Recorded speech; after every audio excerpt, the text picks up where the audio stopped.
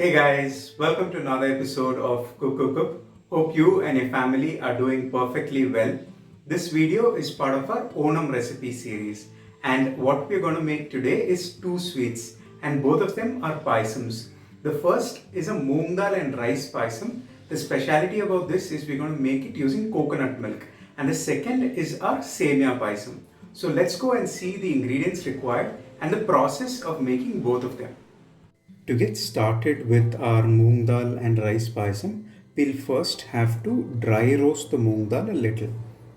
So I'm putting in about a cup of moong dal into a kadai. So all that we intend to do with the moong dal is to lose its raw smell.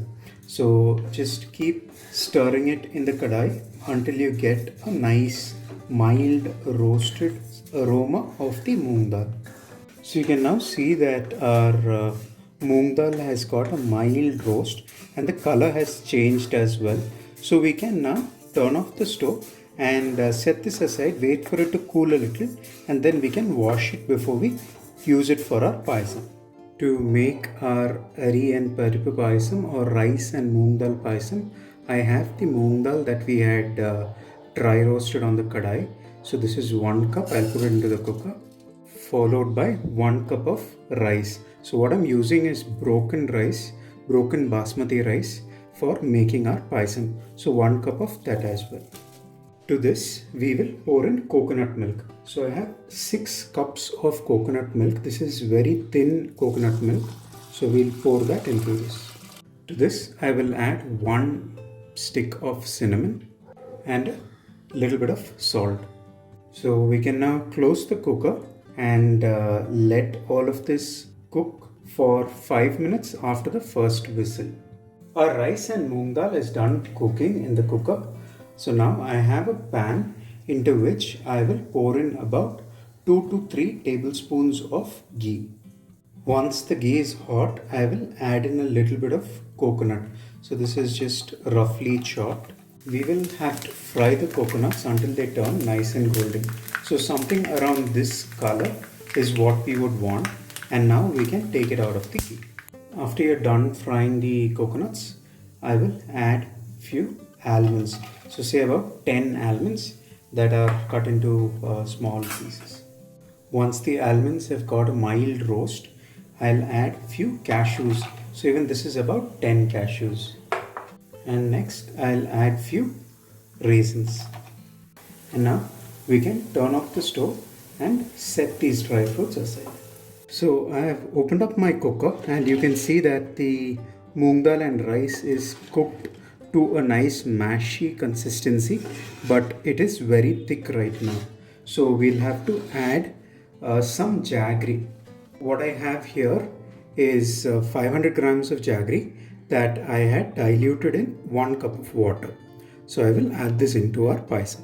We can now mix this well.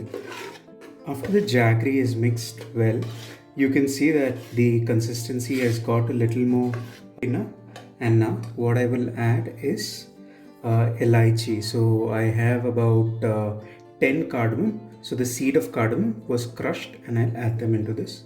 So while you're doing this, just keep your flame at the least or sim.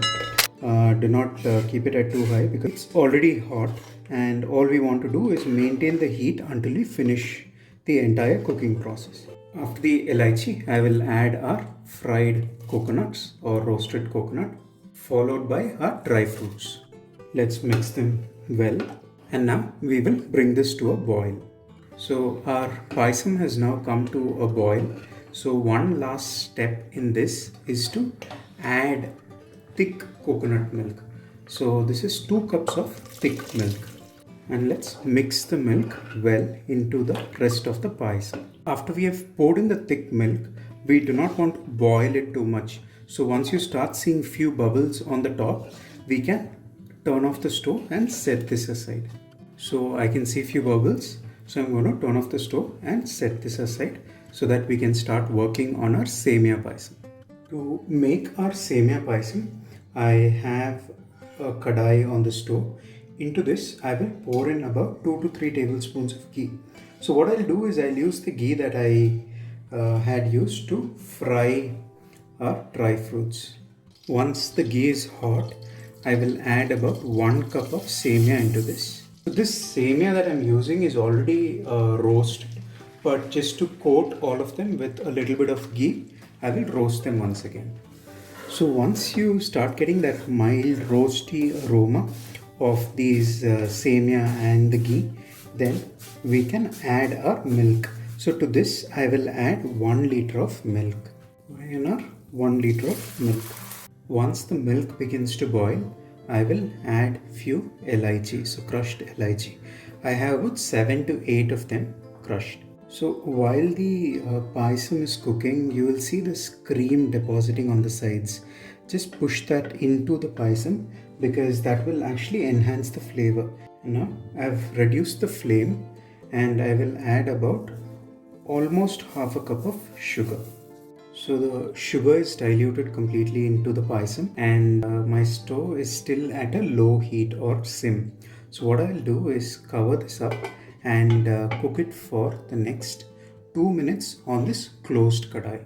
After our payasam has cooked on the closed kadai for 2 minutes, we can gently mix it and you can now see that the consistency of the payasam has gotten thicker and all of our semia has cooked as well. So one last thing that we will have to do to this payasam is add our dry fruits. So I have cashew and raisins. So I had fried them in ghee. Mix it well and our payasam is ready to be served. Here is both of our payasams, that is the Ari and Parip or the rice and moong dal payasam, which was made in coconut milk, and our semia payasam. So both of them are done and ready to be served for the sadhya. So do try it at home and let us know what you feel about these recipes. Thank you so much for watching. Wishing you and your family a very happy Onam and have an awesome day.